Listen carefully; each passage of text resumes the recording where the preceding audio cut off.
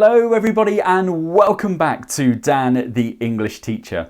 In today's exam series video, we're going to be taking a look at the Reading and Use of English Part 4 section of the B2 First or FCE exam paper. Now, if you are feeling nervous about this particular section of the exam, you are not alone. Lots of students do struggle with the Reading and Use of English Part 4 section. However, that's exactly what this video is for, to give you some tips and strategies to best cope with it. So before we go into the classroom, where I'll take you through 6 questions of the Reading and Use of English Part 4 section, let's take a look at the structure. So Reading and Use of English Part 4 is often called keyword transformation. It tests your understanding of grammar, vocabulary, and collocations. You will be given 6 questions. Each question includes a first sentence, a keyword, and a second sentence. You must complete the second sentence so that it has a similar meaning to the first sentence using the keyword given. You must write between 2 and 5 words, including the keyword, and you mustn't change the keyword in any way. There are 12 marks available for this section, so that's 2 marks per question. Okay, so now we know the structure of the Reading and Use of English Part 4 section, let's go into the classroom and take a closer look. So welcome to the classroom, everyone. On the screen, you can see a Reading and Use of English Part 4 exam section. So let's start by taking a look at the instructions and the example. So let's read through the instructions then. So they read, for questions 25 to 30, complete the second sentence so that it has a similar meaning to the first sentence, using the word given. Do not change the word given, and you must use between 2 and 5 words, including the word given. So the example includes a first sentence, which reads, it's a pity I'm not able to come to your wedding.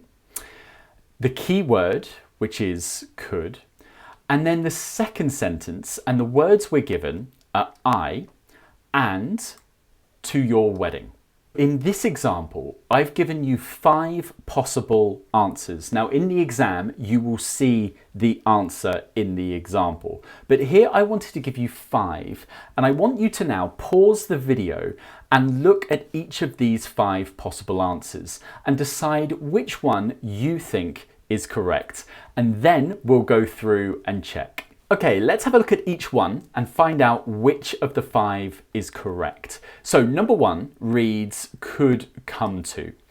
Now let's put that into the second sentence and see if it has a similar meaning to the first. So the first sentence, it's a pity I'm not able to come to your wedding, and we're saying I could come to your wedding. Does that make sense? Is that similar to the first sentence? So the first sentence talks about the fact that I'm not able to come to your wedding and that it's a pity. But if I said I could come to your wedding, that actually means something different. It means I'm able to come to your wedding. So actually this first option is incorrect. The second answer option reads could not come to. So let's look at that in the second sentence. So the second sentence now reads, I could not come to your wedding. Again, does that have a similar meaning to the first sentence? It's a pity I'm not able to come to your wedding. It doesn't here, because in the first sentence, we're talking about a present or future situation. When I say it's a pity I'm not able to come to your wedding, I'm thinking either about the present or the future. Whereas the second answer option, I could not come to your wedding, actually talks about the past. So this is also incorrect. So what about option 3? Now this is good because it introduces the word wish, and that is getting us closer to the meaning of the first sentence, particularly when we look at it's a pity. But what about the rest of the sentence then? So in the second sentence it reads, I wish I was able to come to your wedding. Now, is this correct? Well, and does it have a similar meaning to the first sentence? Well, the answer is yes, it does have a similar meaning to the first sentence. It's a pity I'm not able to come. I wish I was able to come. Those have a very similar meaning. But what is the problem with option 3? Well, it is the fact that it uses 6 words. And remember the rule of this particular section. You must use between 2 and 5 words. So option 3 is incorrect because it uses too many words. Option 4 reads, wish I could have come. So in the second sentence, it becomes, I wish I could have come to your wedding. Now think about the structure of could have come. Is that the present or future, or is that referring to something in the past? Well, it's actually referring to something in the past. In this example, I wish I could have come to your wedding. The wedding was actually some time ago, possibly last week or 1 month ago. But remember, the first sentence is talking about the present and or future. It's a pity I'm not able to come to your wedding. So actually, option 4 is also incorrect. So that leaves option 5, which is the correct answer. So well done if you did say option 5, which reads, wish I could come. Now, if we put that into the sentence, it reads, I wish I could come to your wedding. So we've used the keyword could. We're within the 2 and 5 words. This one is actually 4 words, and it has a similar meaning to the first sentence. Although we're using could, remember that with wish, we sort of use a kind of conditional. So could actually here refers to something in the present and or future. So the sentence, I wish I could come to your wedding, has a similar meaning to it's a pity I'm not able to come to your wedding, and it is the correct answer. Okay, so let's now look at 6 items in the Reading and Use of English Part 4 section, which you can see on screen. I'm showing you the first 3 first of all. So if you'd like, right now, pause the video, take a look at these first 3 questions and write down your answers. I'll then take you through what the correct answer is and why. Let's start with question 25. So we've got the first sentence that reads, we went to the open air concert despite the bad weather. We've then got the keyword even. And then we've got the second sentence that reads, we went to the open air concert, then the gap, and then the word bad. Let's take a closer look at the first sentence and the second sentence and see if there is a repetition of the same word or phrases. Well, in the first sentence, we have, we went to the open air concert. And in the second sentence, we've also got, we went to the open air concert. So actually, we don't really need to think too much about this particular part of the sentence. We've also got the word bad and bad, but we're going to keep the word bad in the first sentence and focus on all of this here, despite the bad weather. So our keyword is even. So we need to think of a phrase that means the same as despite the bad weather, that contains the word even. So let's take a look at the word despite. Can you think of a word or phrase that has a similar meaning to the word despite that uses the word even? Well, actually, we could say even though. And even though has a similar meaning to the word despite. So if we were to put the word even though in, we then need to think of how we transform this sentence. So can we say, for example, we went to the open air concert even though the bad weather? Well, that doesn't really make sense. It's not a complete substitution with the word despite and even though. When we use even though in a sentence, we need to have a verb after it. So we can't say even though the bad weather.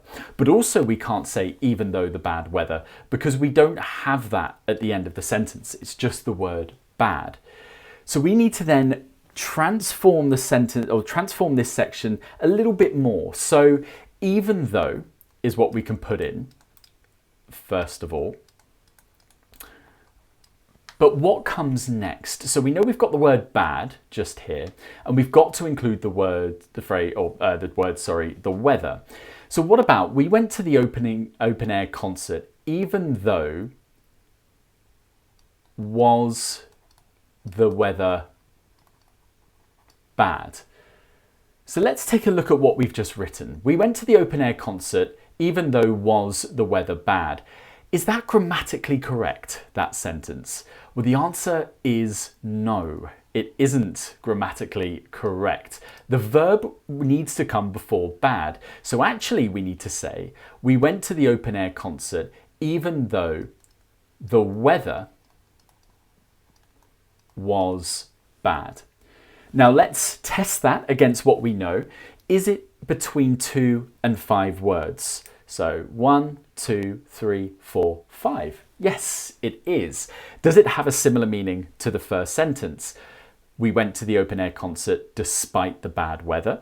We went to the open air concert even though the weather was bad. Yes, it does. So this, and does it, also importantly, does it use the keyword even? Yes, it does, just here. This is our answer just here. So I'll just type that out so it's a little bit clearer than my handwriting, which isn't the best. Even though the weather was. And that is the answer to question 25. Okay, so question 26. And question 26 reads, Stephanie sent the email by mistake in the first sentence. We have a keyword, mean. And in the second sentence, we have Stephanie, the gap, and then the email. So the same technique. Let's take a look at what is repeated from the first sentence in the second sentence. So we have the name Stephanie, that's repeated, and we also have the email as well. So the words that we're interested in are sent and by mistake. So the first thing to do is for us to think about a word or a phrase that uses mean, that has a similar meaning to by mistake. So when you do something by mistake, for example, I sent the email by mistake. You can also say, I didn't mean to send the email. So the phrase I didn't mean has the same or has a similar meaning than as by mistake. So we can use that phrase in this second sentence. So we can say, didn't mean. So Stephanie sent it by mistake. Stephanie didn't mean. And then what comes next? Well, after that, the expression didn't mean, we need the word to. So Stephanie didn't mean to. We've got that by mistake. So that's similar. That's good. But is that everything? Stephanie didn't mean to the email. No, we need another word here and we need the verb. And we've got the verb in the first sentence as sent. But does that work as a direct transform into the second sentence? Stephanie didn't mean to sent the email. It doesn't. We actually need the base form because we've already got the past form here, didn't mean. We've got the word to, so we need the base form of sent, which is send. So does that work? Stephanie didn't mean to send the email. Does that have a similar meaning to the first sentence? Stephanie sent the email by mistake. Yes, it does. Is it within the word limit? Didn't mean to send. Now, there's an interesting point here about the word limit because we've actually got the word didn't. Now, is didn't one word or 2 words? Well, actually, in the exam, it's counted as 2 words because it means did not. So anytime you use a contraction like that, didn't, couldn't, for example, hasn't, isn't, those are counted as 2 words. So do remember that. So we do have, let's count them up, 1, 2, 3, 4, 5. Didn't mean to send. So that's 5, that's within the word limit. It makes sense grammatically, and it has a similar meaning to the first sentence. So it is correct. And again, I'll just write that out. So the answer to question 26 is didn't mean to send. Question 27 then, and the first sentence reads, I don't plan to sell my house. The key word is intention. And in the second sentence, we have I have plus the gap, and then at the end, my house. So same technique. Let's see what information is repeated and the information we may not need to worry about. So we've got my house in the second sentence. So may not be needed in this. So what concerns us then is the phrase, I don't plan to sell. Now, the word intention is quite a difficult one, so don't worry if you've not seen it before. So just remember the phrase that I'm going to teach you here. So I don't plan to do something has a similar meaning to the phrase I have no intention of. And so that's going to be the first part of this answer. I have no intention of. But what comes after that in terms of the structure, the grammatical structure that we need after this? Well, actually, rather than to plus infinitive, it uses verb ing. So we've got the verb in the first sentence, sell. So that becomes, in this sentence, selling. So the sentence now reads, I have no intention of selling my house. And that is the correct answer. If you did put, I have not intention of selling my house, that is incorrect. The phrase with intention is always, I have no intention of doing something. So that has a similar meaning to, I don't plan to. Grammatically, we've changed the verb from to sell to of selling. So we're using the verb ing, that's correct. It's within the word limit, it's 4 words. I have no intention of selling. And it means the same as the first sentence. So here we have our correct answer. And again, I'll type it out for you. So the correct answer here is no intention of selling. So question 28, I didn't give you time to pause the video. So if you would now like to pause the video, have a look at question 28, write your answer down, and then we'll go through and check it. For question 28, we have the first sentence, there were very few people at the sales conference. We have the keyword came. And then in the second sentence, we have hardly, the gap, and then the sales conference. So we've got that repetition of the sales conference in the second sentence. So we can just take that out here. It's unlikely we're going to need it. So we're going to look at, there were very few people at. So the second sentence starts with the word hardly. Now, hardly is an adverb in English. It has a similar meaning to almost not at all or only just. It's sometimes used in the middle of the sentence as well. So you can say, for example, there was hardly anyone at the tennis match. And that's actually a really nice place to start. There was hardly anyone at the tennis match. That has a similar meaning to there were very few people at the tennis match. So let's remember that word anyone and let's bring that in to our answer just here. So there was hardly anyone, or sorry, rather hardly anyone. We then need a verb. Well, we've got the verb, that's came. And then we need a preposition. Now, in the first sentence, they use the preposition at. But does that work in the second sentence? Hardly anyone came at the sales conference. It doesn't, actually. The preposition we need is to. So there we have an answer. Hardly anyone came to the sales conference. Now that is the correct answer. But that is one possible answer because there is a couple of others here. For example, if you said hardly anybody came to the sales conference, that is also correct. You could also have said hardly any people came to the sales conference. And that is also correct. So there you've got 3 possible answers. Hardly anyone came to the sales conference, hardly anybody came to the sales conference, or hardly any people came to the sales conference. We're doing really well so far, so 2 more questions to go, questions 29 and 30. So again, pause the video, take a look at questions 29 and 30, write down your answers, and then we'll go through them together. So question 29, Paul has to develop good relationships with customers and prepare sales reports. The key word is addition. And in the second sentence, it says, Paul has to develop good relationships with customers, then the gap, and then sales reports. So we've actually got quite a lot in the second sentence from the first sentence. So Paul has to develop good relationships with customers. And then we've got sales reports as well. So actually, we just need to focus on and prepare. And one of the key words here is the word and, because we've got this keyword addition. So we need to come up with a phrase that means the same as and, that uses the word addition. So Paul has to develop good relationships with customers. Something sales reports, using the word addition. What about the phrase in addition to?